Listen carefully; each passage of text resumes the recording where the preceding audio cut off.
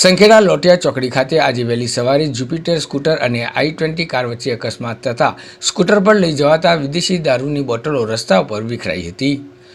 છોટાઉદેપુર જિલ્લો સરહદી જિલ્લો છે અને પરત પ્રાંતમાંથી વિદેશી દારૂ ઘુસાડવાનો વારંવાર પ્રયત્ન થાય છે। ત્યારે આજે વહેલી સવારે સંખેડા લોટિયા ચોકડી પર વિદેશી દારૂ લઈને જતા ખેપિયાના જ્યુપિટર સ્કૂટર લોટિયા ચોકડી પાસેથી પસાર કરતી વખતે ડભોઈ તરફથી આવતી i20 કાર સાથે અકસ્માત થતા સ્કૂટર પર લઈ જવાતો વિદેશી દારૂની બોટલો રસ્તા ઉપર વિખેરાઈ ગઈ હતી। આ અકસ્માતના પગલે રાહદારીઓ ઘટના સ્થળે જ ઊભા રહી ગયા હતા અને વિદેશી દારૂની બોટલો જોઈને લોકોમાં કુતૂહલ સર્જાયું હતું।